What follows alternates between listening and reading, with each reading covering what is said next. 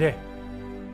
자, 계속해서 이제 서구 철학사의 전개, 흐름, 이걸 이제 도식으로 A와 B와 C로 설명을 했죠. 자, 이제 대표적인 철학자만 한번 써보겠습니다. 자, 우리가 지금 공부하는 현대 논증의 수사학이 이 시 지점에 있다 그랬고요. 그런 점에서 이 시 지점에 있는 이 두 권의 책을 지금 소개했는데, 첫 번째 책이 바로 신수사학이라는 책이고요. 바로 누가 썼어요? 카임 페렐만 그리고 루시 올버이 티테카, 두 사람이 썼죠.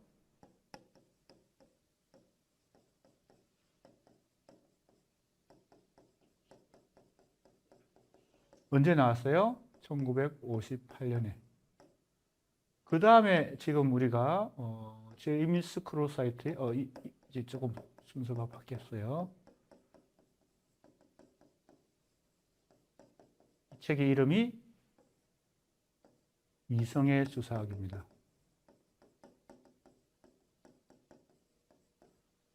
지난 시간에 이 ABC 삼각형의 도식을 그린 이유가 바로 이 시 지점에 있는 논증의 수사학, 현대 논증의 수사학에 해당되는 두 가지 업적, 두 가지 책인데, 첫 번째 신수사학 1958년에 나왔고, 이 이성의 수사학은 1996년에 나왔습니다.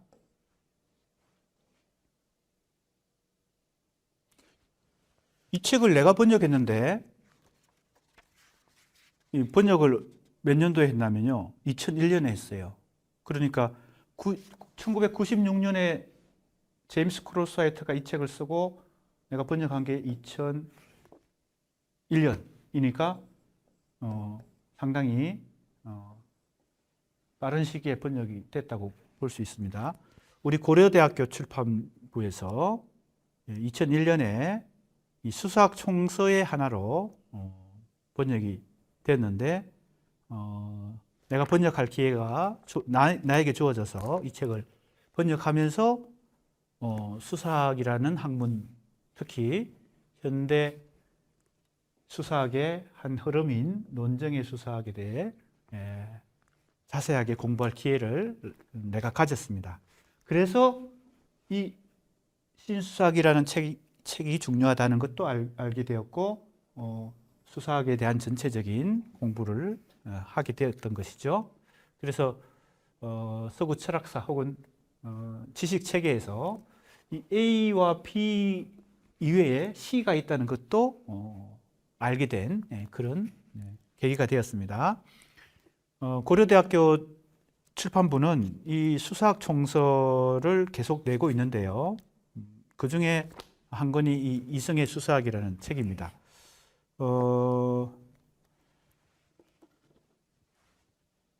이걸 설명하기 위해서 왜 이성이라는 것을 강조했느냐, 제임스 크로사이트가 이 논증의 수사이 가지고 있는 특성 중에서 할 때 이 이성은 이 A 지점에 있는 전통 철학 혹은 근대 철학이 갖고 있는 이 이성 주체 진리라고 할 때의 이 이성과는 다른 이성이다는 것이고요.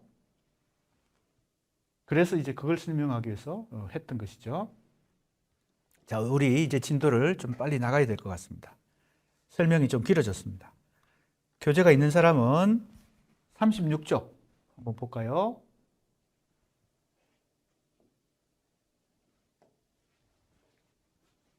자, 여기 나오죠. 논증 행위 이론을 재구성하는 것이 이제 이 제임스 크로사이트의 이성의 수사학의 핵심이고요. 이성을 긍정한다는 거죠. 그래서 이 책의 제목이 이성의 수사학입니다. 최근에 포스트 모던적 비판에 맞서 이랬습니다. 뭘 비판했을까요? 포스트 모던이. 여기 해체주의가 있고 후기 구조주의가 이 B 지점에 있죠. 뭘 비판했어요? 전통 철학 혹은 근대 철학의 핵심 원리인 이성 주체 진리를 비판했다는 거죠. 근데 그 비판에 맞서서 이성과 논증적 합리성, 즉 이성적 주체를 다시 옹호하려는 것이죠. 그러나 특이하게도 철학적 전통에 대한 포스트 모던적 비판을 수용한다 그랬으니까 A 지점에 있던 뭘 비판했어요? 포스트 모더니즘이 이성 주체 진리 개념 세 가지를 다 비판했잖아요. 그걸 한편으로는 C 지점에 있는 이 논정의 수사학이 그죠? 포스트 모던적인 어떤 흐름도 수용한다는 겁니다. 제3의 위치에 있으니까요. 제3의 입장에 있으니까요. 그래서 특이한 것이죠. 철학적 전통, 이것이 바로 데카르트입니다. 데카르트로 대표되는 A 지점에 있어요. 이 A 지점에 대한 포스트 모던의 비판을 수용하면서 시작됩니다. C가 A와도 거리를 두고 B와도 거리를 두기 때문에 이 C의 위상이 상당히 특이한 것이죠.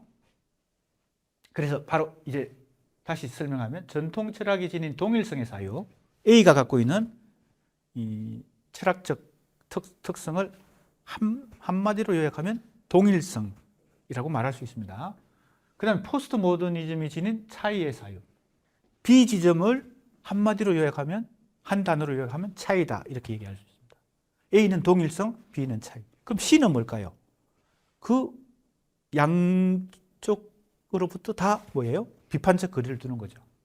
동시에 비판적 거리를 유지하면서 논리학이 아니라 수사학, 형이상학적 기준이 아니라 이 형이상학적 기준이 바로 진리입니다. 누구의 진리? 데카르트적 진리, A 지점에 있는 진리, 실용주의적 관점에서 논정행위의 이론을 재구성한다. 그래서 이걸 이성의 수사학이라고, 그렇죠? 이성의 수사학이라고 부르는 것입니다. 자, 이제 이 제임스 크루스하이트의 이성의 수사학이 지난 시간에 우리가 카인 페렐만과 루시 올브의 티테카의 신수사학이라고 하는 책이 어떤 중요한 의미가 있는지 몇 가지 살펴봤죠. 그 중에 대표적인 것이 데카르트적 이성 개념으로부터 진리 개념으로부터 지식으로부터 벗어난다. 그리고 두 번째는 뭐였죠? 진리를 부정하니까 뭐예요? 화자보다 청중에게 그죠? 중요성이 주어진다. 청중이 중요하다는 것을 주장했죠. 그런 것을 염두에 두고 지금 크루스하이트가 그 페렐만과 티테카의 신수사학의 그죠? 사고방식 혹은 업적을 그대로 개성하니까 그걸 염두에 두면 되겠습니다. 자, 보세요. 하이데거와 데리다에 대한 개괄적인 논의를 통해 이 책을 읽어보면요. 첫 번째, 이 1장에서 이 이성의 수사학이라고 하는 것이 현대 논정의 수사학이 어떻게 등장했느냐, 어떻게 대두됐느냐 하는 걸 설명하는데 서구 철학사를 요약하면서 설명합니다. 바로 거기서 누가 나오냐면 바로 하이데거와 데리다가 등장합니다. 이게 바로 해체주의 비지즘의 대표적인 철학자들이니까요. 현대 철학이 어떤 상황인지를 묘사하고 현대 철학에 대한 일종의 응답이자 성취다. 이 현대 철학이 바로 해체주의와 포스트 모더니즘을 의미합니다. 자, 이제 그 다음에 보세요. 지식을 통해 주체와 객체 사이의 간극을 메우는 방식은 데카르트가 등장하죠. 자, 이 A 지점입니다. 여기 하이데거와 데리다는 B고요. 데카르트는 A입니다. 내가 그래서 이 삼각형으로 도식을 그린 거, 이걸 잘 활용하면 이것이 어렵지 않게 이해가 됩니다. 방법이라는 용어로 중요하게 취급되어 왔다. 이건 이제 데카르트 설명을 합니다.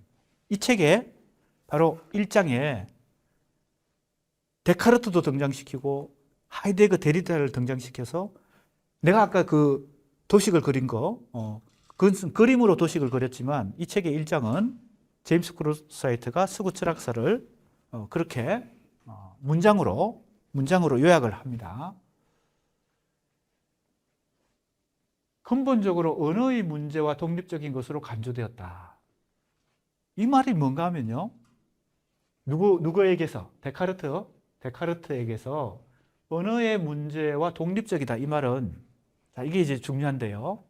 언어를 보는 관점, 데카르트적 진리 혹은 이성적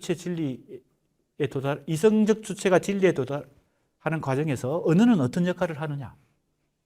언어는 이성적 주체가 객체를 완전히 파악하고 그것을 언어로 표현하면 뭐가 돼요? 지식체계와 학문이 되죠. 이때 언어는 뭐예요? 하나의 형식이고 도구일 뿐입니다. 진리를 표현하는 도구일 뿐입니다. 그래서 독립적인 것으로 간주된다는 겁니다. 방법의 문제는 언어의 불명료함을 순화하는 것입니다. 그래서 방법을 통해서 데카르트의 방법서설이라는 책이 유명하죠. 방법을 통해서 언어를 도구화함으로 해서 그 지식 체계에 이룰 수 있다. 이러한 보편적 특성에 대한 탐색은 근대적 사회의 중심 주제다. 그죠? A를 생각하면 됩니다. A가 바로 근대 철학을 대표하니까요. 데카르트의 사유에 근거한 근대적 방법에 대한 세계적인 대응은 하이데거의 존재와 시간에서 이루어진다. 자, 이제 하이데거 등장했죠. 자, 데카르트가 A라면 하이데거는 B입니다.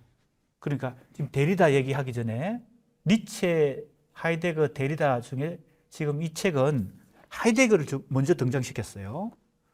자, A 지점에 데카르트가 있고 B 지점에 누가 있는 거예요? 하이데거가 있는 것입니다. 자, 이제 하이데거 얘기가 등장합니다.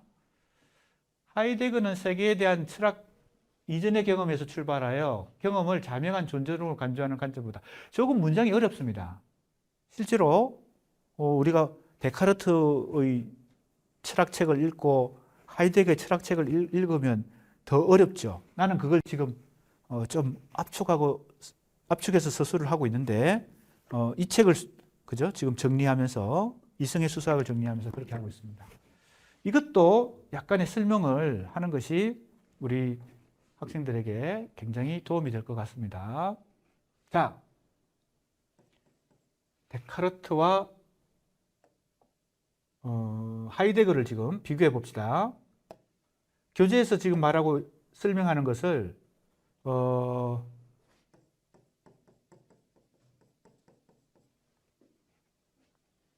이렇게 말할 수 있겠죠. 이렇게 이제 역시 간단히 요약할 수 있겠죠. 주체와 객체. 자, 이게 데카르트적 철학입니다. 사고방식의 원리입니다. 주체는 무엇으로 무장하고 있어요? 이성으로 무장하고 있습니다. 그래서 이성적 주체입니다. 객체에 속하는 것은 뭐 자연도 있고, 그죠? 우주도 있고, 사회도 있고, 역사도 있습니다. 그래서 우리가 이걸 뭐예요? 이성적으로 완전히 이해하는 거, 파악하면, 그죠? 그것을 어떻게 해요? 언어로, 이때 언어는, 그죠? 도구로서 사용되죠. 이성적으로 파악한 걸 언어로, 체계적으로, 그죠? 지식이 됩니다. 이걸 이제 방법이라 그런 거죠. 데카르트는. 이성적 주체가 객체를 완전히 파악하고 그걸 언어로 표현하는 거, 이게 이제 방법입니다. 이 방법을 근대적 지식체계, 학문체계의 방법이 된 것이고 이것이 지식으로 체계화되면 이게 진리라고 하는 개념에 도달하는 것이죠. 자, 그러면 이게 바로 주객 이분법인데 이성적 주체가 객체를 어떻게 해요? 분리되어 있는 것이죠. 지난번에 설명한 것 같은데 주체가 설정되는 순간 객체와 주체는 분리됩니다. 내가 주체다, 내가 주인이다 라고 생각하는 순간 타인도 객체가 되고 사회도 역사도 우주도 다 객체가 됩니다. 내가 어떻게 해요? 이성적으로 파악해야 되는 어떤 외부의 대상화된다는 것입니다. 대상화.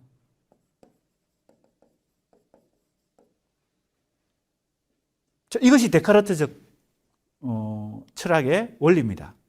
그러면 지금 우리 교재에서 이 B 지점에 누구를 지금 등장시켰어요? 하이데거를 등장시켰습니다. 하이데거가 어떻게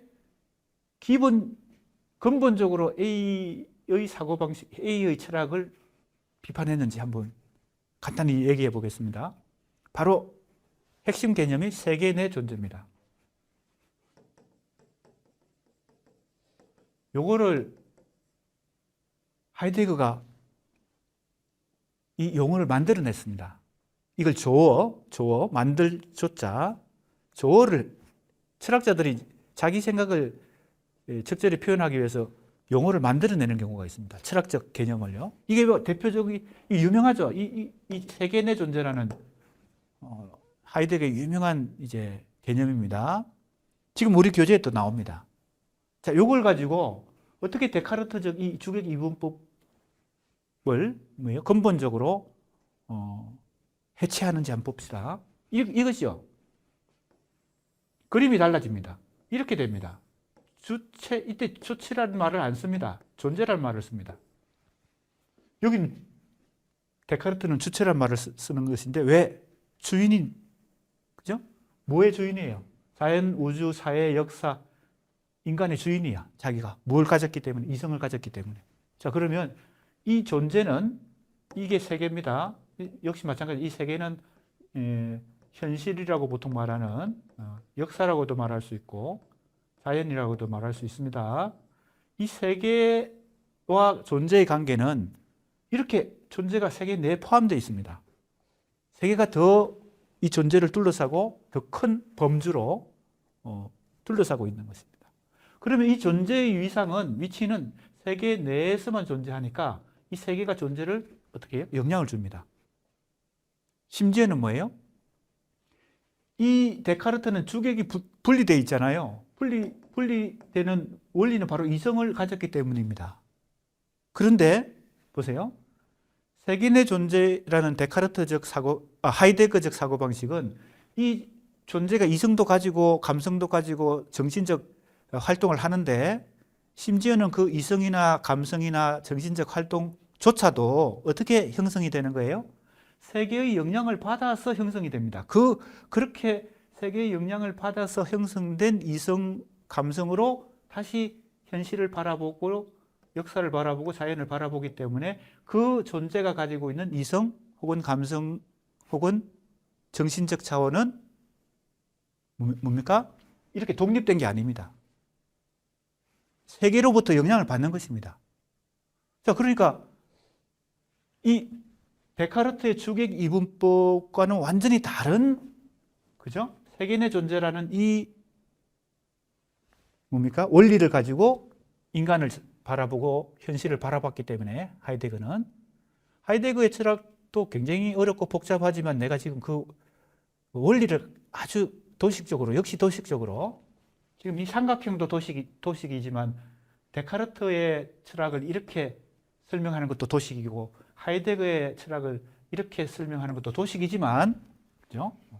지금 이번 학기 강의에서 굉장히 많은 이론가들이, 철학자들이 등장하기 때문에 이 도식이 좀 필요합니다. 그래서 여러 번 얘기하지만 이 도식은 일종의 편의적인 설명 방식이고 우리 수강생들이 이 도식을 이해했다고 다 이해했다 생각하면 이제 큰일 납니다. 자, 이렇게 되니까 이제 예를 들어 보겠습니다. 조선시대를 살아가는, 자, 이 세계는 바로 시간도 공간도 작용합니다.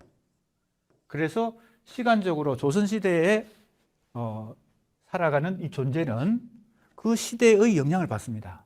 그 시대의 시대정신, 그죠? 역사적 사고방식, 영향을 받아서 세계관, 그죠? 진리관, 이것이 그 존재가 세상을 바라보는 하나의 세계관으로 이렇게 형성이 됩니다. A라고요. 21세기를 살아가는 현재 시점에서 살아가는 우리 존재는 우리 21세기의 시대 정신 속에서 세계의 영향을 받습니다.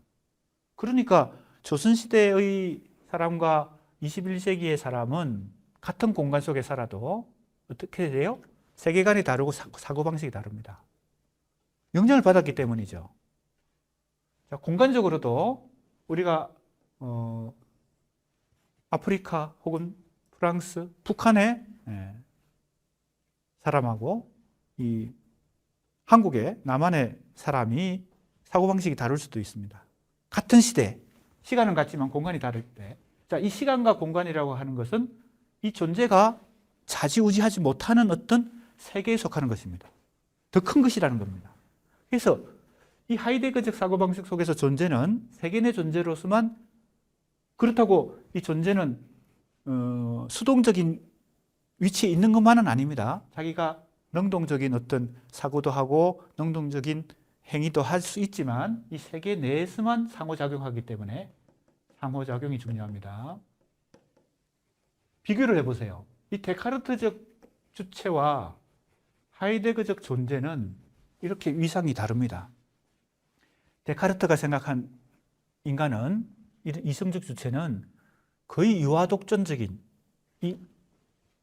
이 세계로부터, 이걸 이제 여기 이걸 다 세계라고 말할 수 있죠. 이 세계로부터 독립된 어떤 이성을 가진 주체입니다.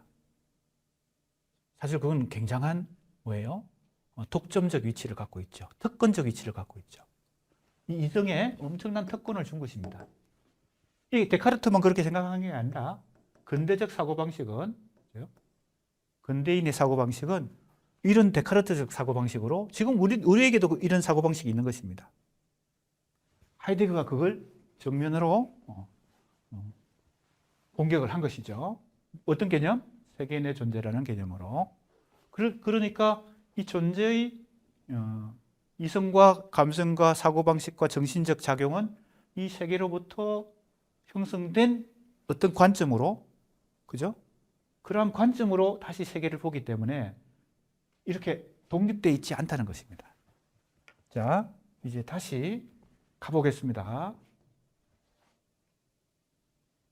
이제 진도가 상당히 늦기 때문에 이것에서 빠져나가서, 자, 여기 나오죠. 이제 하이데거 얘기입니다. 하이데거는 세계에 대한 철학 이전의 경험, 그죠? 이성 이전에 데카르트가 생각했듯이 이성을 가졌기 때문에 완전히 독립적인 주체가 됐다라고 하는 것은 하이데거가 볼 땐 착각이라는 겁니다. 세계로부터 내가 뭡니까? 영향을 지속적으로 받으면서 내 사고방식이 형성됐기 때문에 경험으로부터, 그죠? 자명한 존재론, 이게 데카르트적 사고방식인데 그것 자체의 관점에서 검토함으로써, 즉 존재를 새롭게 설정함으로 해서 근대 철학의 존재론적 묘사를 피한다, 그죠? 피한다는 말이 나옵니다.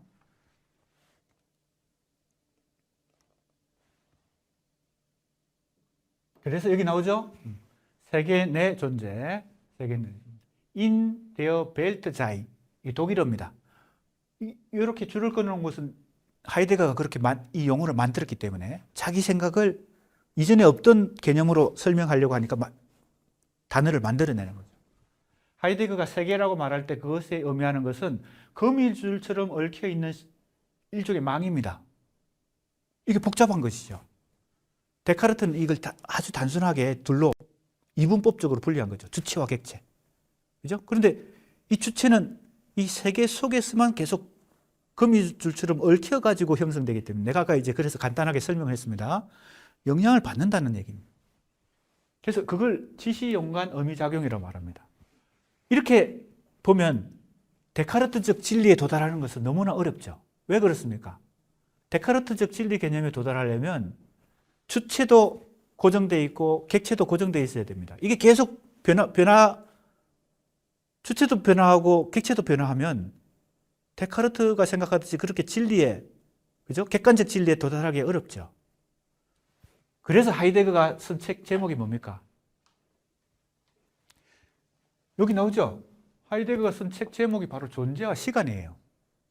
시간이라고 하는 것이 주체와 객체를 계속 유동시키고 변화시키기 때문에 데카르트가 생각하는 그런 진리에 도달하지 못한다는 것이 하이데거 생각입니다. 끊임없이 그 역사적, 시대적, 시간적, 공간적 상황 속에서만 존재는 새롭게 설정되는 것이지, 주체라고, 이성적 주체라고 하는 것이 유아독존적으로, 독립적으로 설정될 수 없다는 것입니다. 그래서 이제 지시, 연관, 의미작용 이런 말을 자꾸 쓰는 것입니다. 이때 이제 언어를 비교해 봅시다. 이 언어는 하나의 사물이 아니라, 이 하나의 사물이라는 게 데카르트적 언어가 아닙니다. 일종의 도구로 생각한 거죠. 내가 이미 파악하고 있는 내용을 언어로 표현하면 그게 진리가 된다고 생각한 거죠. 이때 언어는 별 중요하지 않습니다. 그런데 데카르트가 생각하는 것은 언어가 하나의 사물이 아니고 세계의 여러 밝힘이고 실체들의 드러남이고 현존재가 인간입니다. 현존재, 다자인, 인간이 존재하는 하나의 방식이다. 언어를 이렇게 이해할 때 우리는 더 이상 언어를 일치, 반영, 매개로서가 아니라 세계 내 존재의 분명한 발화, 그리고 여러 밝힘으로 봐야 된다. 다시 이제 좀 설명을 한번 봅시다. 하이데거 얘기입니다. 하이데거가 언어를 어떻게 보고 있는가? 자, 하이데거의 언어관. 일단 하이데거의 첫 번째 개념은 지금 뭐 우리가 데카르트와 하이데거를 중심으로 지금 비교를 A와 삼각형에서 A와 B를 비교한다고 지금 요약해서 말할 수 있습니다. 우리가 데카르트도 공부하고 하이데거도 공부할 때 이제 하나의 방법은 핵심 개념을 중심으로 정리하면 됩니다. 그죠? 내가 그래서 그림도 그려줬죠.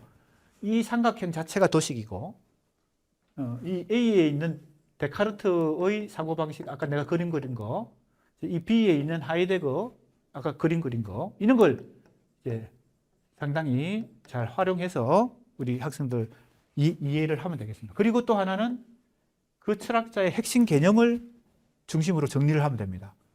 자, 정리해 봅시다. 하이데거의 핵심 개념은 뭐예요? 첫 번째, 세계 내 존재입니다. 이게 가장 핵심이고, 두 번째 이제 지시 연관, 의미작용, 일종의 거미줄 같은 일종의 의미망을 통해서 작동한다는 겁니다. 고정되어 있지 않다는 거.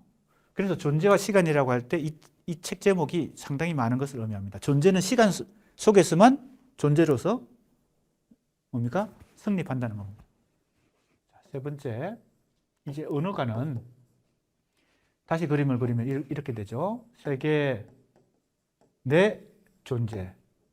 그래서 세계로부터 영향을 받아서 다시 이 존재가 세계를 보기 때문에 세계를 이해하고 세계를 파악하고 또 세계 속에서 살아가고 세계 속에서 행동도 하고 이렇게 하기 때문에 이 존재가 어떤 정신작용을 할 때 이 언어는 뭐예요? 아주 중요한 역할을 합니다. 어떤 역할을 할까요? 이 존재가 어떤 언어 행위를 할 때 이 언어는 단순히 데카르트는 그렇게 생각했죠. 이 주체가 가지고 있는 뭐예요? 이성적 주체가 가지고 있는 이 지식을 언어로 표현하면 진리에 도달한다고 생각했는데 하이데거의 생각은 어떻게 존재가 말할 때 언어를 사용할 때 이 존재의 언어가 아니고 이것은 세계의 언어란 겁니다. 왜? 세계가 존재에게 영향을 주고 그게 이제 시간적으로도 공간적으로도 작용한다 그랬죠? 그러니까 조선시대에 시를 쓰던 사람하고 문인하고 21세기 대한민국에서 시를 쓰는 시인하고 그가 쓴 시 속에 혹은 소설 속에 지금 문학으로 예를 드는 것입니다. 등장하는 많은 인간의 감정, 사상, 또 의식과 무의식 이런 것은 그 시대를 어떻게 해요? 비추어 보여주는 것이죠. 다만 그 주체의 생각과 감정을 표현하는 것뿐만 아니고 세계를 밝혀주는 것이죠. 드러내주는 것이라는 뜻입니다. 그래서 이 언어를 통해서 우리는 궁극적으로 이 존재의 사고방식만을 이해하는 게 아니라 이 세계가 어떤 비밀을 갖고 있는가를 알게 된다는 겁니다. 그러니까 데카르트가 생각하는 언어와 하이데거가 생각하는 언어는 달라집니다. 그래서 하이데거는 언어에 상당한 의미를 부여했습니다. 그래서 시인들의 하이데거가 헬들린이라는 독일의 시인을 굉장히 철학적으로 조명을 많이 했고 책도 쓰고 연구를 많이 했거든요. 헤들린 시인의 그 언어 속에 뭐예요? 그 시인의 생각만, 감정만 표현되는 게 아니란 겁니다. 세계가 시인의 목소리를 통해서 자기를 드러내는 거죠. 그래서 우리가 하이데거적 언어관으로 생각하면 꼭 시인의 언어만이 아니라 인간의 언어는 그 한 개인의 생각과 감정을 표현하는 것에 그치지 않고 그 한 개인이 속해 있는 공동체, 그가 속해 있는 계급, 그가 속해 있는 가문, 그죠? 그가 속해 있는 시간과 공간, 그가 속해 있는 시대, 21세기, 그리고 대한민국, 뭐 예를 들면 그가 속해 있는 공동체, 그것의 비밀과 속성을 드러냄, 밝혀 보인다는 겁니다. 밝혀서 보이는 것이. 무엇이? 언어가. 그래서 우리가 이제 문학을 공부하는 우리 국어 국문학과 학생들이 이걸 적용해 보면 데카르트적 언어관과 하이데거적 언어관이 다른데, 하이데거적 언어관으로 우리가 문학을 생각해 볼 때 어떤 시인의 작품, 언어, 어떤 소설가의 언어 속에는 이런 세계가 드러나는 것이죠.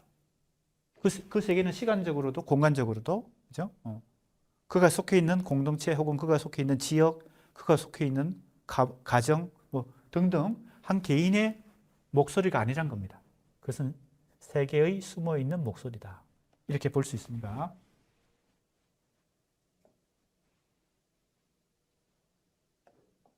자, 그러면 이걸 지금 설명하기 위해서 또 약간 빠져나왔습니다. 세계 내 존재의 분명한 발화로 간주할 수 있다. 지식은 더 이상 독립적으로 이해 가능한 자기 충족적인 존재자들에 대한 것으로 이해될 수 없고, 이게 A와 B를 자꾸 비교해 보면 됩니다. A는 데카르트고 B는 하이데거인데, 하이데거의 생각은 이게 아니란 겁니다. 보세요. 지식도 독립적으로 이해 가능한 자기 충족적인 존재자, 이게 바로 데카르트적 지식이잖아요. 이것이 아니라 또 언어는 지식의 전달이나 표현이 아니다. 이게 데카르트적 언어관이 그렇잖아요. 그러니까 데카르트와 하이데거가 정반대에 있다고 생각합니다.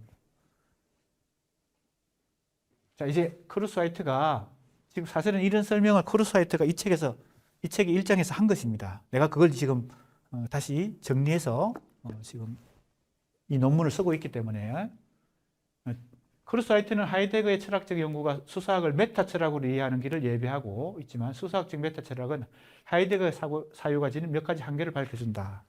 자, 그럼 이제 하이데거도 완전한 것은 아니니까 이 크루스화이트가 볼 때는요. 자, 이제 드디어 해체주의가 등장합니다. 내가 도식으로 이미 설명한 것이니까 이제 이 교재의 내용을 잘 이해하기 위해서 내가 미리 도식으로 설명을 한 것입니다. 자, 이제 하이데거 이후에 무엇이 등장해요? 데리다가 등장하는데, 이 데리다의 해체주의가 등장합니다. 누가 빠졌죠? 원조에 해당되는 니체가 빠졌죠. 니체는 또 조금 있다가 한참 지나서 또 나옵니다. 자, 우선은 우리가 하이데거를 제일 먼저 공부한 건 데카르트고, 그 다음에 두 번째 하이데거고, 그 다음에 데리다를 지금 공부하고 있습니다. 역시 데리다도 핵심 개념을 중심으로 이해하면 되겠습니다. 데리다의 이론과 대면함으로써 이성의 수사학과 해체주의가 가진 공통점과 차이점을 규명한다. 자, 이것도 중요합니다. 아까 내가 A와 B는 정반대에 있지만 C는 이게 C잖아요. 이성의 수사학이 C고 해체주의가 B죠. B와 C의 공통점도 있고 차이점도 있죠. 내가 아까 아주 도식적으로 잘 압축해서 설명했죠. 이성주체 진리 개념만 놓고 보면, 그죠? 해체주의 데리다는 이성도 부정, 주체도 부정, 진리도 부정인데, 이성의 수사, 제임스 크루스화이트의 입장은 뭐예요? 이성을 긍정하고, 주체도 긍정하고, 진리는 부정한다. 진리 대신에 뭐예요? 그러나 진리 대신에 데리다가 생각하던 차이를 인정하지만 해체주의가 가지고 있는 상대주의로부터는 또 상대주의를 비판하면서 대안을 찾는 것이 바로 합의입니다. 그래서 사회적 합의가 중요하다. 합의라고 하는 것은 차이에 근거하지만, 차이에서 시작하지만 서로 의견을 좁혀서 공통점을 만들어내는 게 합의죠. 실제 우리 현실에서는 의견의 차이도 많고 관점의 차이가 많이 존재하지만 그걸 그냥 상대주의에 머물러 있어서는 합의에 도달할 수 없죠. 그래서 정치인들도 합의에 도달하려고 노력하죠. 그죠? 그래서 정치뿐만 아니라 한 가정에서도 혹은 공동체 속에서도 사회생활을 하는 데 있어서 어떤 문제를 해결해 나가는데 합의에 도달하는 것, 이게 상당히 중요합니다. 그걸 누가 강조해요? 이성의 수사학이 강조한다. 제임스 크루사이트는 철학적 이성의 수사학과 해체주의가 공유하는 중요한 공통점, 자, 이제 나오죠? 공통점부터 얘기해 봅시다.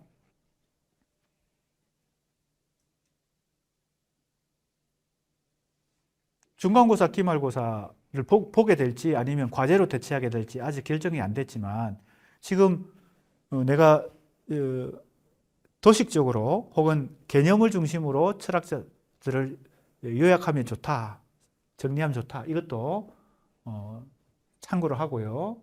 예를 들면 여기서 우리가 중요한 것은 이성의 수사학과 해체주의가 어떤 공통점과 차이점이 있느냐, 이것도 문제가 될 수도 있습니다. 그런 식으로도 내용을 정리해 볼 수가 있어야 되겠습니다. 우리 수강생들이요. 자, 우선 공통점부터 얘기해 봅시다. 이미 내가 도식으로 설명을 했지만 공통점을 말한다면 기표와 기의 사이에, 자, 기표 기의가 또 나왔습니다. 이게 소시르가 만든 개념이죠. 그래서 현대 지식과 학문 체계는 소시르의 구조주의 언어학이 제시한 그 기초 개념, 기표, 기의, 랑그, 파롤, 그죠? 계열체와 복합체, 이런 것에서 벗어날 수가 없습니다. 거기서부터 사실은 현대 지식 체계가 출발했다고도 볼 수 있습니다. 그래서 이걸로 설명합니다. 기표와 기의 사이의 절대적인 형이상학적 구분. 이것을 한 단어로 말하면 뭘까요? 진리입니다. 기표와 기의가 일치하는 것이 데카르트적 진리입니다. 내가 아까 뭐라 그랬어요? 데카르트는 이성적 주체가 객체를 완전히 이해하고 파악해서 언어로 표현하면 그게 객관적 사실, 즉 진리에 도달한다고 생각했으니까 그때 그 일치라고 하는 것은 뭐와 뭐의 일치예요? 기표와 기의의 일치입니다. 언어라는 측면에서, 언어라는 관점에서 보면 데카르트적 진리에 도달하려면 기표와 기의가 일치해야 되는 것입니다. 간단하게 얘기하면요. 소시르적으로 얘기하면 아주 간단하죠. 기표와 기의가 일치하면 그게 뭡니까? 언어적 진리가 되고 그게 객관적 사실이 됩니다. 그게 데카르트의 진리입니다. 그래서 이게 기표와 기의 사이의 절대적인 행위사적 구분, 이게 바로 한 단어로 얘기하면 진리입니다. 그냥 진리라기보다는 데카르트적 진리입니다. 을 거부한다는 겁니다. 이해가 되죠? A, B, C 그림을 다시 생각해 보세요. B와 C의 공통점입니다. 지금 B와 C의 공통점. 데리다와 제임스 크루사이트의 공통점을 지금 말하고 있습니다. 뭐가 공통점이에요? 데카르트적 진리를 거부하는 것. 이게 공통점이죠. 그죠? 내가 그래서 아까 도식으로 미리 설명을 한 것입니다. 해체주의도 철학적 수사학도 이성 및 이해 가능성의 근거를 무한한 논리적 사고, 이게 바로 진리입니다. 무한한 논리적 사고, 이게 존재한다, 즉 진리가 존재한다라고 생각하지 않는다는 겁니다. 철학적 수사학과 해체주의 차이, 이제 차이를 얘기합니다. 차이는 첫째, 수사학은 때때로 행위자, 자, 이 에이전트입니다. 에이전트, 행위자, 의도, 이게 바로 무슨 개념이에요? 행위의 주체 개념입니다. 행위자와 의도, 이게 주체 개념입니다. 해체주의는 이성도 부정하고 주체도 부정하고 진리도 부정하죠. 그래서 내가 딱 그림으로 도식을 그려줬잖아요. 그러면 뭡니까? 제임스 크루사이트는 주체를 인정한다는 겁니다. 즉 어느 행위의 주체, 어느 행위의 주체가 없다면 언어도 없는 것이죠. 해체주의는 아주 극단적으로 주체도 없다고 생각합니다. 자, 쉬운 예를 하나 들어보겠습니다. 우리 국문과 학생들이 주로 수강생들이니까 문학 작품을 예를 들어 보겠습니다. 이러한 사고방식이 이제 문학에도 많이 지금 작용하고 있습니다. 누굴 예를 들까요? 뭐 특정한 작가를 예를 들면 또 문제가 될 수도 있지만 우리 그냥 대표적인 예를 드는 것입니다. 하나의 이문열의 여러 작품들이 있습니다. 사람의 아들이라는 작품을 예를 들어 봅시다. 이문열의 사람의 아들을 그 작품을 쓴 사람이 주체죠. 우리는 작가가 존재한다고 생각을 보통 합니다. 그래서 이문열은 있다. 사람의 아들이라는 소설을 쓴 이문열이라는 작가가 있다라고 생각하는 것이 바로 주체가 있다는 생각입니다. 언어 행위의 주체가 있는 것이죠. 그런데 보통 우리가 그렇게 생각하죠. 그래서 이문열에게 문학상도 주고 어떤 단체에서 그렇게 합니다. 그럼 그것은 그 사람이 창작을 한 고유의 주체라고 하는 걸 인정하는 것이죠. 사람의 아들이라는 작품을 썼다는 겁니다. 그런데 사람의 아들은 이제 그 주제가 주로 종교적인 인간의 종교와 존재론적 어떤 그런 주제를 다루고 있어요. 그런데 데리다식으로 해체주의식으로 생각하면 이렇게 됩니다. 어떻게 되냐면요. 그 작품을 이문열이 썼다고 어떻게 장담하느냐. 이문열이 성경도 읽고 여러 가지 종교 서적도 읽고 기존의 문학 작품도 고전적인 문학 작품도 읽어가지고 그게 자기 머릿속에서 재구성이 되고 자기 나름대로 주제를 좀 생각해가지고 그죠? 그걸 재구성해서 썼을 뿐이지 그게 어떻게 원천적으로 그 소설의 원작자가 이문열이라고 말할 수 있느냐는 겁니다. 즉 그 소설의 주인이 없다는 겁니다. 이렇게 생각하는 것이 바로 해체주의입니다. 해체주의에서 이성주체 진리를 다 부정한다고 했을 때 그 주체를 부정하는 방식이 이런 방식입니다. 이문열은 없다. 사람의 아들이라는 작품을 쓴 그것은 이문열이 아니라는 겁니다. 이문열은 다만 중간에서 그걸 재구성했을 뿐이다. 성경적 지식과 다른 종교적 지식과 기존의 문학 작품들을 다 읽고 그걸 재구성했지 어떻게 이문열이 사람의 아들을 썼느냐라고 의심하는 거죠. 회의하고 의심하고 끝까지 의심하는 것이 바로 이것입니다. 그러나 수사학, 시지점에 있는 이성의 수사학에 있는 크루스와이트는 언어를 어떻게 생각합니까? 언어의 주인이 있다. 아니면 어떻게 사람의 아들이라는 소설이 나왔겠느냐. 물론 모든 것을 100% 무에서 유를 창조한 것은 아니지만 이문열이 무에서 유를 창조해서 사람의 아들이라는 작품을 쓴 건 아니지만 그래도 이문열이라는 작가가 소설을 썼기 때문에 사람의 아들이라는 작품이 나왔다. 이문열을 작가로서 인정하는 것이죠. 그게 바로 어느 지점에 있는 거예요? 이 수사학의 행위자와 의도를 의존한다, 인정한다는 겁니다. 다른 말로 하면 간단히 요약하면 주체를 인정한다는 겁니다. 데리다는 주체를 인정 안 해요. 이문열은 없다는 것입니다. 자, 내가 우리 학생들 이해를 돕기 위해서 예를 든 것뿐입니다. 내가 이문열을 홍보하기 위해서 이문열을 예를 드는 건 아닙니다. 자, 보세요. 해체주의는 이러한 개념들, 즉 주체라는 개념, 행위자, 의도 이게 다 묶어서 주체라는 개념으로 요약할 수 있습니다. 말소하려 한다. 이거 지워버리려고 한다. 데리다가 상당히 지독한 사람이죠. 끝까지 의심해 보는 겁니다. 과연 이문열이 있을까? 이문열이 없다고 생각하는 거죠. 자, 그래서 우리가 문학에다 적용하면 그렇게 됩니다. 그래서 우리 문학의 개념들 중에서 저자의 죽음이라는 개념이 있습니다. 롤랑 바르트가 쓴 말인데 롤랑 바르트는 구조주의자이기도 하고 후기 구조주의로 분류되는 그런 이론가이기도 합니다. 문학 비평가이고 프랑스 문학 비평가인데 구조주의 문학 비평가이기도 하고 또 후기 구조주의까지 이렇게 폭넓게 분류가 될 수 있는 사람인데 저자의 죽음이라는 유명한 개념을 롤랑 바르트라는 사람이 비평가가 사용하거든요. 그 롤랑 바르트의 생각도 어찌 보면 이 데리다의 생각과 일맥상통하는 부분이 있습니다. 주체를 부정하는 거죠. 문학적 주체를 부정합니다. 저자의 죽음. 자, 그래서 이게 상당히 여러 가지로 연결되어 있습니다. 그 다음에 둘째, 간단히 뭡니까? 차이가, 공통점은 이거고, 차이는 뭐예요? 첫 번째, 주체라는 관점에서, 그죠? 데리다는 주체를 부정하고, 제임스 크루사이트는 주체를 인정한다. 이것이 첫 번째 차이입니다. 두 번째는 텍스트 허물기 혹은 기생적 실천. 자, 이 용어도 이해됩니까? 텍스트 허물기가 바로 뭐예요? 해체주의를 설명하는 것이죠. 아까 건축을 허무는 게 건축공법이 있는 반면에 반대에 해체공법이 있죠. 해체도 공학적으로 잘해야 해체가 성공하지. 해체도 쉬운 게 아닙니다. 건물을 무너뜨리는 게 그렇게 쉬운 게 아닙니다. 건축하는 것도 어렵지만 무너뜨리는 것도 어려운 것입니다. 그래서 건축공법이 또 있지만 해체공법이라는 것도 있습니다. 마찬가지입니다. 철학에서 건축을 한 것이 A이고 데카르트, 해체를 한 것이 바로 데리다, B입니다.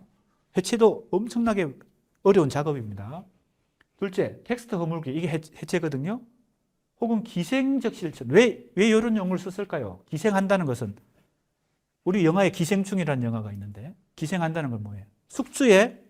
숙주가 있어야 기생을 할 수 있죠. 바이러스도 마찬가지인데요. 숙주가 있어야 기생이 가능합니다. 왜 이런 용어를 썼을까요? 해체주의는 건축이 있어야 해체하듯이, 그죠? 기존의 철학적 건축이 있어야 해체라는 해체주의가 가능한 것이죠. 그죠? 데카르트가 있기 때문에 데리다가 존재한다는 뜻입니다. 데리다는 스스로 존재할 수 없어요. 해체주의라고 하는 것은 뭔가가 건축이 돼 있어야 해체가 가능하기 때문에. 그러니까 이런 용어를 쓰는 것입니다. 기생적 실천이다. 해체가 하나의 의심의 실천이다. 아까도 얘기했잖아요. 끝까지 의심해 보는 것입니다. 근데 사실은 의심하는 것이 나쁜 건 아니죠. 의심해봐야 근본적인, 그죠? 철학을 할 수 있죠. 위대한 철학자들은 다 의심의 천재들이라고 볼 수 있습니다. 데카르트조차가 의심의 천재였죠. 끝까지 의심해보다가 의심할 수 없는 지점에 도달한 것이 바로 코기토 아니에요. 내가 의심한다는 것 자체는 의심할 수 없다는 겁니다. 그래서 도달한 게 인간의 이성, 그죠? 이성이란 게 있구나. 그러니까 데카르트조차도 의심의 천재였는데 데리다는 더 심하게 의심하는 거죠. 자, 그래서 의심의 실천인데 이성의 수사학은 자, 여기 나옵니다. 차이라고 하는 것은 해체주의도 가지고 있는 중요한 속성이죠. 이성의 수사학도 차이를 존중합니다. 차이를 인정한다는 겁니다. 그러나 의사소통 행위를 통해, 이게 바로 수사학입니다. 의사소통 행위를 통해 사회적 합의, 아까 내가 얘기했죠? 합의를 존중한다. 합의에 도달하려고 하는 목표를 가지고 있지 차이에 머무르지 않는다는 겁니다. 차이를 부정하는 게 아닙니다.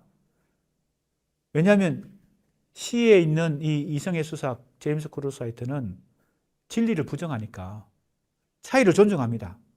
즉 동일성보다는 차이에 더 근거합니다. 하지만 차이에 머물지 않고, 차이에 머물면 어떤 문제가 생긴다고 보는 거예요? 회의주의에 빠진다고 보는 겁니다. 학문도 필요 없고 모든 토론도 필요 없고 논쟁도 필요 없죠. 그죠? 그러니까 목표는 합의입니다. 차이에서 출발해서 합의에 도달하는 겁니다. 자, 그래서 데리다와 제임스 크루사이트의 공통점과 차이점, 혹은 이성의 수사학과 해체주의의 공통점과 차이점. 어렵지 않습니다. 우리 교재를 통해서도 정리를 하기 바라고요.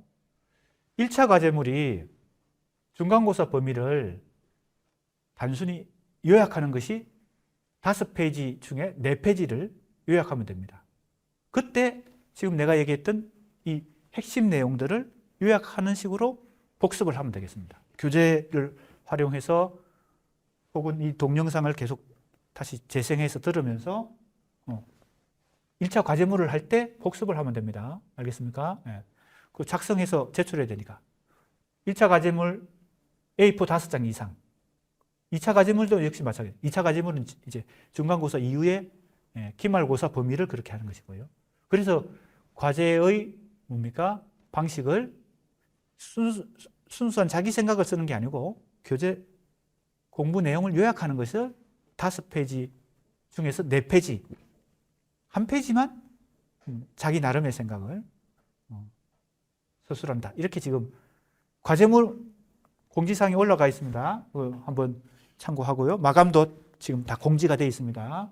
그 과제물을 작성하면서 지금 내가 요약하고 있는 이런 내용을 나름대로 또 요약을 해보세요. 그래 공부가 학습이 더 효과적입니다. 자, 이제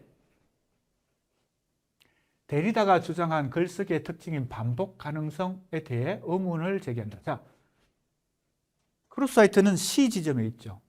데리다는 B 지점에 있습니다. 그래서 C와 B의 차이를 지금 설명하고 있는데 뭐예요? 반복 가능성. 이 누구의 개념이에요? 데리다의 개념입니다. 자, 이 반복 가능성이라는 것도 조금 설명을 하면 쉬워지는데 그냥 교재를 읽으면 쉽지가 않습니다. 반복 가능성이 뭐냐? 설명을 해봅시다. 이것을 지우개로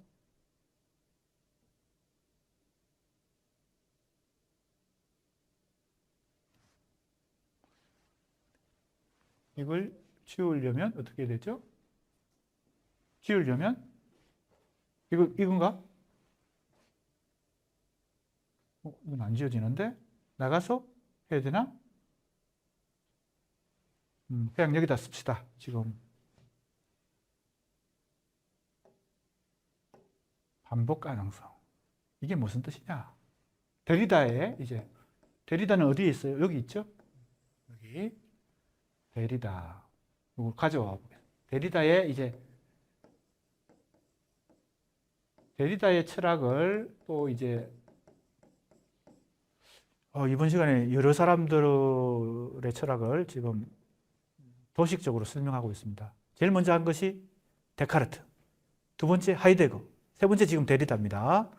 핵심 개념 중심으로 데리다의 철학을 요약해 봅시다. 반복 가능성. 데리다의 이 철학을 이렇게 우리가 해체주의죠. 해체주의 이성주체 진리 개념으로 이제 우리가 설명할 수 있죠. 여러 번 했습니다. 이거 다 부정하는 거죠. 세 가지 다. 이성도, 주체도, 진리도. 해체주의니까 A를 정면으로 그죠? 공격하고 비판한 B에 데리다가 이러한 원리를 갖고 지금 첫 번째 개념, 이것도 자기가 만들어낸 거예요. 반복 가능성. 이 반복 가능성의 설명을 위해서는 바로 이 사연이라는 개념, 이게 이제 데리다가 만들어낸 개념입니다. 이 하이데거도 용어를 만들어냈잖아요, 개념을. 아마 데리다도 하이데거의 영향을 많이 받았기 때문에 원조는 니체고, 그 다음에 하이데거, 그 다음에 데리다 그랬죠. 해체주의의 3인방. 자, 차연이 뭐냐? 차연을 이제 이해하면 데리다 철학을 이제 뭐라고 그럴까요? 좀 기본적으로 이해할 수 있습니다. 차연이라는 말은 데리다가 프랑스 사람이니까 프랑스 말로 이 새로운 개념을 만들어냈겠죠. 그걸 우리말로 굳이 번역하니까 차연이 된 것입니다. 우리말로 번역하다 보니까. 그러니까 이것은 두 가지 의미가 결합된 단어예요. 원래 없던 단어를 데리다가 만들어낸 거예요. 차연, 차이 플러스 연기입니다. 그래서 차연이 됐어요. 프랑스 말이 가지고 있는 그 의미를 우리말로 최대한 정확하게 번역하려고 번역자들이 노력했겠죠. 자, 이 차이라는 개념 속에 데리다의 해체주의의 원리가 들어 있습니다. 차이는 뭘까요? 차이는 공간의 입장에서 서로 다른 것입니다.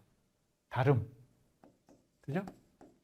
차이라고 하는 것은 이 B 지점에 있는 해체주의, 포스트 모더니즘, 후기 구조주의의 가장 기본적인 원리죠. 차이. 동일성이 아니라 차이를 존중한다는 거예요. 연기는 뭐예요? 공간적 개념이 아니라 시간적 개념입니다. 시간적 개념. 공간적으로 다를 뿐만 아니라 시간적으로도 지연이 된다. 지연. 그래서 뭐가 지연된다는 거예요? 진리에 도달하는 것이. 자, 아까 데카르트적 진리 개념을 소시르적으로 설명한 게 바로 뭐예요? 기표와 기의 정확한 일치죠. 그렇게 되면 언어적으로, 그죠? 주체가 객체에 도달하니까 기표와 기가 정확하게 일치하는 순간 뭐가 돼요? 진리에 도달하죠. 데카르트적 진리에. 자, 그 원리를 생각해 보면 됩니다. 이 차이는 공간적으로 차이가 날 뿐만 아니라 시간적으로도 지연이 되는데 뭐와 뭐가 진리에 도달하는 것이. 간단히 얘기하면 진리에 도달하기 어렵다는 의미를 차연이라는 개념으로 쓰는 것입니다. 뭐와 뭐의 일치가 어렵다는 뜻이 되겠습니까? 기표와 기의 정확한 일치. 이것이 어렵고 이 일치가 뭐예요? 공간적으로 다르고 시간적으로 지연이 되기 때문에 기표와 기가 잘 만날 수 없다. 그래서 어디에 도달하기 어려워요? 진리에 도달하기 어렵다. 이것이 자연의 뜻입니다. 내가 굉장히 도식적으로 요약해서 설명하고 있습니다. 그래서 데리다는 자신의 철학을, 해체주의의 철학을 이 차연이라는 개념으로 데카르트적 진리라고 하는 게 없다. 혹은 진리에 도달하기 어렵다는 설명을 하는 것입니다. 기표와 기의 일치가 어렵다. 그래서 재미난 여러 가지 예를 들 수 있는데,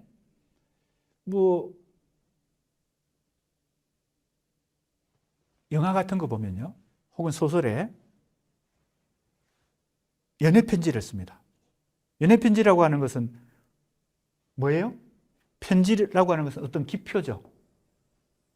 기는 뭡니까? A가 B를 사랑한다는 것이 기입니다. 그죠? 사랑이라고 하는 어떤 의미를 가지고 연애편지라고 하는 그 문자로 쓰여진 이 편지가 기표입니다. 이해가 됩니까? 우리 수강생들 연애편지 다 한 번씩은 다 써봤을 텐데, 연애편지를 생각해 보세요. 그래서 우리가 연애편지는 기의를 담고 있는 기표죠. 그죠? 문자니까. 그걸 전달해야 돼. 누구한테? 내가 사랑하는 사람한테. 근데 그 전달이 쉽지 않죠. 그래서 우체통 앞에서 그 편지를, 그죠? 넣을까 말까. 이걸 보낼까 말까. 계속 고민하는 거 아니에요? 고민하다가 어떻게 돼요? 이걸 넣으면은 그 사람한테 전달이 안 될 것 같아. 그래서 어떻게 해요? 직접 전달할까? 또 고민하다가. 최종적으로 어떻게 해요? 영화나 소설을 보면 지인에게, 그죠? 나의 친구이기도 하지만 그 사람의 친구이기도 한 지인에게 이걸 부탁하죠. 전달해달라. 이게 바로 뭐예요? 기표와 기가 일치하도록 지금 시도하고 있는 것입니다. 예를 드는 것입니다, 지금. 이 차이를 예를 드는 거예요. 그런데 직접 전달하면 이 공간적으로 이 다름이, 차이가 상당히 좁혀지겠지만 제3자를 통해서 전달하는 것은 공간적으로 차이가 좀 생기죠. 어떤 문제가 생길 수 있을까요? 전달이 안 될 수도 있고, 자기가 읽고 찢어버릴 수도 있고, 왜 질투심이 생기니까.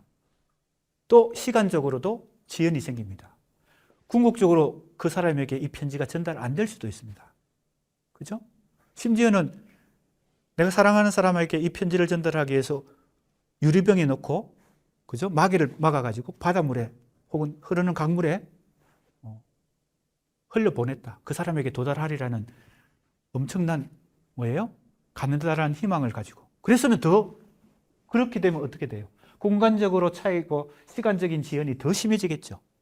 내가 지금 예를 드는 겁니다. 연애편지라는 이 문자라는 기표가 사랑하는 사람에게 이 딱 도달해야, 전달이 돼야 이 기표와 기가 딱 일치해서 사랑이라는 진리에 도달할 텐데 그게 쉽지 않다라는 것을 예를 들기 위해서 내가 지금 한 것입니다. 데리다가 그렇게 생각한다는 거죠.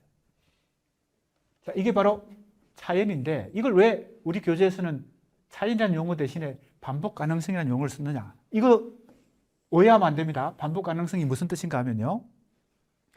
차연과 같은 뜻을 이렇게 말을 바꿔서 지금 설명하고 있습니다. 누가? 제임스 크로사이트가 이 책에서. 그래서 나는 이 책에 나와 있는 이 개념을 가지고 이제 이 논문에다 쓴 것이니까요. 왜 반복 가능성이라고 말했나 하면요. 이 차연 때문에 기표와 기가 일치하기 어렵기 때문에 이걸 이제 데리다는 미끄러진다. 이런 표현을 자꾸 씁니다. 미끄러진다. 미끄러진다는 것은 무슨 뜻이에요? 이게 고정이 안 된다는 겁니다. 일치가 되고 고정이 되면 의미가 발생하겠죠. 사랑이라는 의미가 전달되거나 혹은 의미가 발생하는데 기표와 기가 일치가 안 되고 미끄러지면 어떻게 돼요? 의미가 발생이 잘 안 되는 것입니다. 의미가 자꾸 지연이 되고 차이가 생기고 차이 플러스 지연이 생겨서 의미의 차연이 생기는 것이죠. 그래서 우리가 데카르트적 진리 개념에 도달하는 것은 바로 언어를 통해서 의미가 기표와 기가 일치해서 의미가 발생하는 것인데 데리다식의 사고방식 속에서는 기표와 기가 일치하기 어렵기 때문에 진리에 도달하기 어려울 뿐만 아니라 뭐예요? 의미가 발생하지도 않는다는 겁니다. 자, 이런 것을 우리가 문학에도 적용해 볼 수 있습니다. 궁극적으로 이번 학기 공부는 문학과 수사이니까, 그죠? 모든 이 철학적, 오늘 공부한 이 데카르트, 하이데거, 데리다 이런 사람들의 철학도 다 문학에 적용시켜 볼 수 있습니다. 현대 시를 읽다 보면요. 의미가 명확하게 발견되는 작품도 있지만 의미가 잘 발견 안 되는 난해한 작품들도 있습니다. 그 데리다식으로 생각하면 이런 것이죠. 기표와 기가 정확하게 일치가 안 되기 때문에 어떤 시를 읽다 보면요.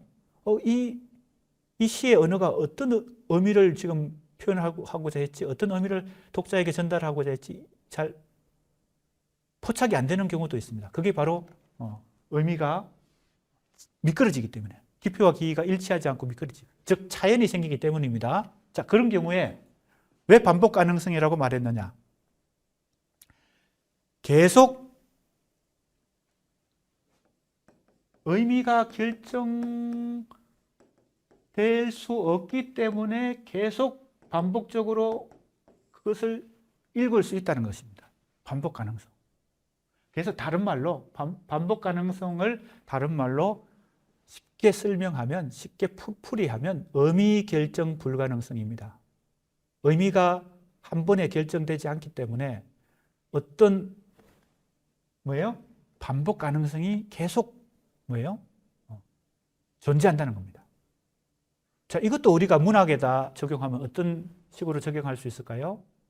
춘향전이라는 문학 작품이 가지고 있는, 고전 소설이 가지고 있는 그 주제가 딱 기표와 기가 일치해서 독자들에게 한 번에 다 이해가 되면 끝나는 거죠. 그런데 반복 가능성, 즉 차연이 발생하기 때문에 기표와 기가 정확하게 일치하기 어렵기 때문에 춘향전을 해석하는 여러 해석들이 나오고 여러 논문들이 나오고 새로운 독자에 의해서 그 춘향전은 재해석이 가능하게 됩니다. 춘향전만 예를 드는 게 아니고 현대문학 작품들도, 그죠? 김소월의 시든, 그죠? 이강수의 소설이든 다 반복 가능성이 존재한다고 보는 거죠. 그래서 우리는 이강수 소설에 대한 를 연구한 논문이 계속 나오는 것입니다. 김수영의 시를 또 누가 논문을 써서 새로운 해석을 할 수 있고, 또 다른 사람이 비평을 쓸 수도 있고 논문을 쓸 수도 있습니다. 왜 그럴까요? 이게 존재하기 때문이죠. 반복 가능성이 존재하기 때문에, 의미 결정이 불가능하기 때문에.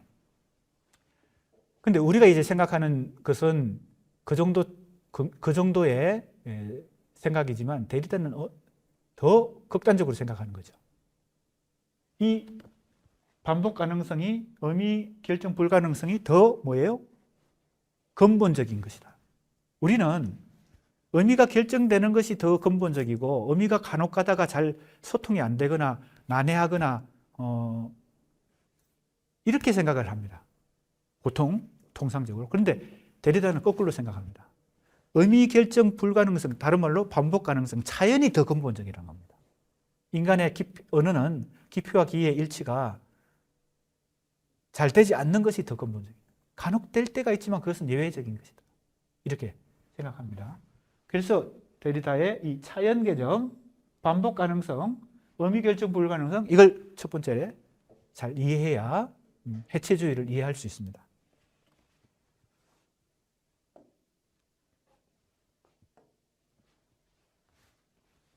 자, 이제 또 진도를 나가 봅시다. 여기 내 설명을 듣고 이제 여기를 교재 내용을 읽으면 조금 더 쉽습니다. 잘 보세요. 데리다가 주장한 글쓰기의 특징인 반복 가능성에 대해 뭘 제기해요? 의문을 제기한다. 누가? 제임스 크루사이트가. 그래서 데리다와 제임스 크루사이트의 차이점이 여기서 발생합니다. 자, 이제 반복 가능성의 설명입니다. 반복 가능성은 글쓰기가 그 내부의 횡단적 맥락성에서 어떤 근원적인 현전, 이게 진리입니다. 하나의 의미가 고정되는 거, 이게 근원적인 현전에 대해 수정이 아니라 현전에 대한 침입이자 현전의 죽음을 생산하며 원초적인 의도나 의미를 의미가 고정되지 않는다는 뜻이니까 이 반복 가능성은 고정시키는 맥락의 죽음을 낳는다. 의미 고정을 뭐예요?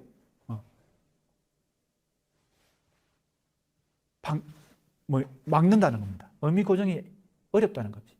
반복 가능성. 좀 어려운 지금 문장으로 되어 있는데 이해를 내가 설명을 쉽게 하기 때문에 이해할 수 있을 것 같습니다. 문학 작품을 그죠? 읽고 해석하고 연구하는 것도 다 이 반복 가능성이 존재하기 때문에 한다고 내가 예를 들었죠. 이제 내가 좀 더 이해를 돕기 위해서 이제 가끔 가다가 예를 드는데 그 예를 통해서 이해하면 되겠습니다. 자, 보세요. 글쓰기가 그 자신을 끊임없이 초월하며 또한 어딘가 다른 곳에서, 이게 공간적인 개념입니다.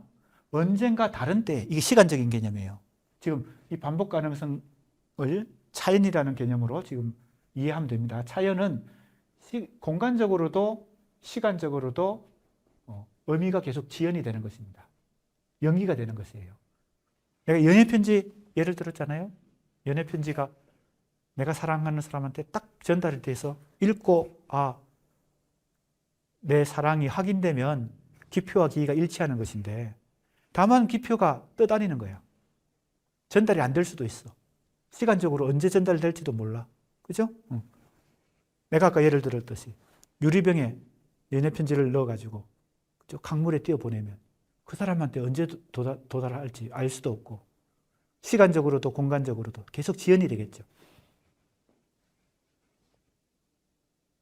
자, 여기 나옵니다. 의미는 끊임없이 지연된다. 이게 반복 가능성의 뜻입니다. 의미는 끊임없이 지연된다.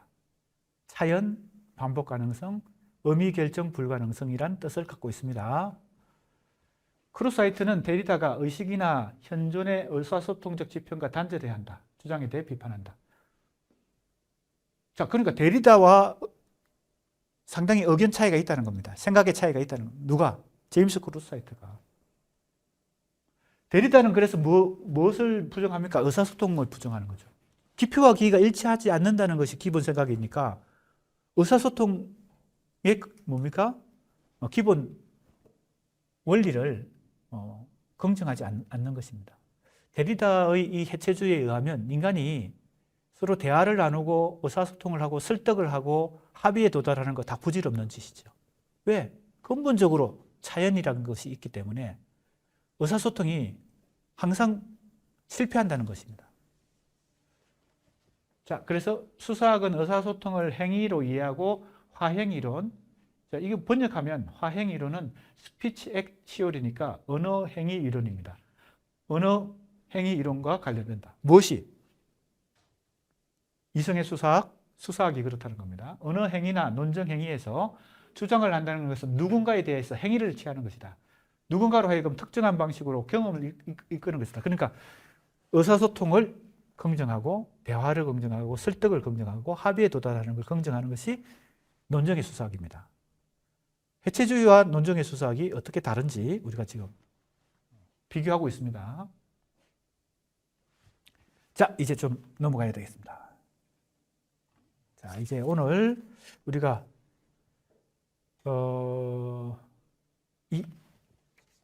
이승의 수사기라는 책을 지금 공부하고 있는데, 기회가 되면 이 번역서도 관심 있는 학생들은 읽어보면 좋겠지만, 이제 일단은 이 교재 내용을 이해하는 데서 출발해야 되겠죠.